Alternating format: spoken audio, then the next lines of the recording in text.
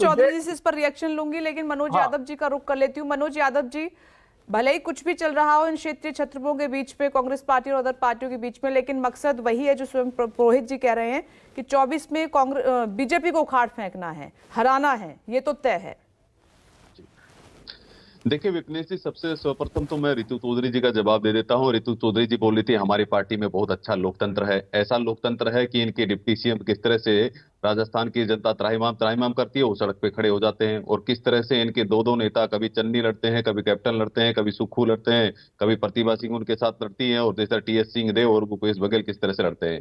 यानी जनता की इनको कोई चिंता नहीं है। और एक बात और विपिनेश जी, 35-38 सालों का एक ट्रैक रिकॉर्ड रहा है, तो इसमें बहुत बड़ा कीर्तिमान स्थापित नहीं कर दिया है कांग्रेस पार्टी ने कि बहुत बड़ा कीर्तिमान स्थापित हो गया है, इसके लिए ढोल बजाया जाए। ठीक है, 35-38 साल का एक ट्रैक रिकॉर्ड रहा है, 5-5 साल में टर्म आता है, इनका भी टर्म आ गया, कोई विषय नहीं।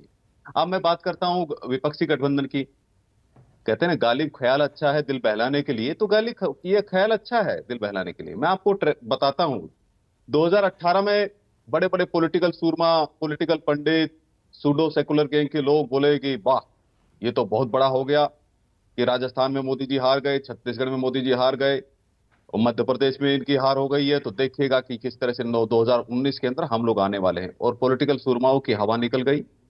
किस तरह से 25 से 26 सीट हमारी राजस्थान में आई, 9 के आसपास हमारी छत्तीसगढ़ में आई, और 25-26 सीटें वहां पर है। और कर्नाटक में कमोबेश 24 के आसपास सीटें हमारी रही। ये गठबंधन जो है वो है बुआ बुआ भतीजे का, बुआ फूफे का, दादा दादी का, दादा दीदी का, चाचा भतीजे का। और चाचा भतीजे का भी देखिए, चाचा ऐसे पीएम है, पलटू मार सीएम है, पीएम है। आपने देखा होगा 2014 के अंदर ये गठबंधन बना करके लड़े थे, कितनी सीटें आई थी जरा पूछिएगा। जेडीयू के प्रवक्ता है बैठे, 2 सीटें आई थी, और चाणक्य बन के घूम रहे हैं।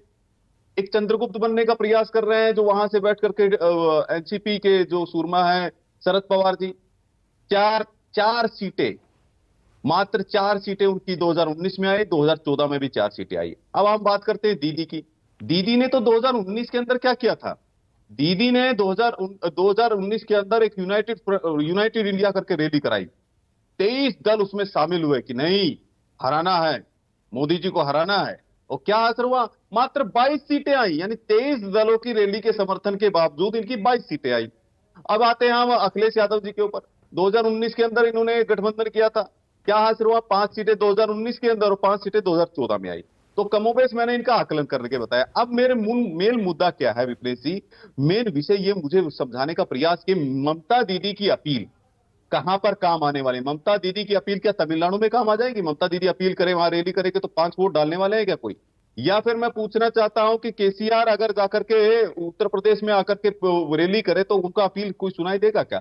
इनके साथ में मेन विषय ये है कि पहले भी हमारी सीधी लड़ाई थी, पहले भी हम बंगाल में हम टीएमसी से सीधे लड़े, पहले भी हम समाजवादी पार्टी से सीधे उत्तर प्रदेश में लड़े, केसीआर से हम लोग सीधे वहां पर तेलंगाना में लड़े, इसी तरह एनसीपी के साथ में और कांग्रेस पार्टी के साथ सीधे महाराष्ट्र में लड़े। तो हम लोग 2014 में भी ऐसे ही लड़े हैं इनके साथ में, और 2019 में भी लड़े हैं। तो ये ख्याल अच्छा है, जिनको यकीन नहीं है कि उनके पैरों के नीचे अभी भी जमीन नहीं है, लेकिन ठीक है, टीआरपी बनाने के लिए, सब माहौल बनाने के लिए अच्छा है। कर्नाटक से जो बीजेपी की हार हुई है वो झटका तो है, क्योंकि इस डिबेट में आप ही बैठकर मेरे साथ कह रहे थे कि सुपड़ा साफ हो जाएगा कर्नाटक में, बीजेपी फिर से कमबैक कर रही है। लेकिन देखिए, अच्छा खासा मैंडेट कांग्रेस पार्टी को दिया है, एक संजीवनी मिली है विपक्ष को, इसका असर 24 में दिखाई दे रहा है। विपिनेश जी, ऐसा है कि जिस तरह से कर्नाटक की जनता ने उनको जनादेश दिया उसका हम सम्मान करते हैं, लेकिन मैं एक बात बता देना चाहता हूं, जिस तरह से तुष्टीकरण की राजनीति करके इस तरह की जो वोटें उनकी बढ़ी हैं तो अच्छी बात है, लेकिन 36% हमारा वोट प्रतिशत रहा, वो इंटैक्ट रहा। वो पहले भी 36% था, इस बार भी रहा, हमारा वोट बैंक में कोई असर नहीं हुआ है। लेकिन विषय यह है कि विपिनेश जी, 38 साल का ट्रैक रिकॉर्ड है, 5 साल ये आते हैं, 5 साल हम आते हैं, तो इसमें नया क्या कर दिया? हार से पहले राहुल गांधी जी ने कर रहे थे ना मनोज यादव जी। राहुल गांधी जी की यात्रा तो गुजरात होकर भी निकली थी, राजस्थान होकर निकली, और पंजाब में भी गई थी, जालंधर में उपचुनाव आ गए, यूपी में भी गए थे ये लोग, किस तरह से निकाय चुनाव में किस तरह से धराशायी हो गए। लेकिन मूल विषय यह है कि जिस तरह से ये गठबंधन बनाने का प्रयास कर रहे हैं और जिस तरह का माहौल बनाने का प्रयास कर रहे हैं, पहले भी करते रहे थे। इनके पास क्रेडिबिलिटी है क्या? एक पलटूमार है, सारे, और जो 16 लोग जो बोल रहे थे हम लोग ने समर्थन देने का काम किया कांग्रेस पर, किस विषय पर समर्थन दिया? 16 लोगों ने ईडी और सीबीआई के लिए समर्थन दिया कि हमारे ऊपर भ्रष्टाचार के केस है। तो ये ठगबंधन है, गठबंधन है, छत्रपों का है। और सबसे ज्यादा तो मैं कह रहा हूं विपनेश जी, सबसे ज्यादा तो समस्या इन छत्रपों को हुई है कांग्रेस के जीतने से। हमको चिंता नहीं है कि इनका पीएम कौन रहेगा। ये खबर तो क्षेत्रीय ये दलों मिल का रही कोई है कि पीएम फेस होने बीजेपी वाला अगले था, राज्यों में तो चुनावी सबसे मैदान बड़ी में उतरने चोट के लिए तो इनके स्ट्रेटेजी ऊपर बदल लगी है। रही है अभी से ही, क्योंकि ये बड़ा झटका है कर्नाटक से बीजेपी को। आती हूँ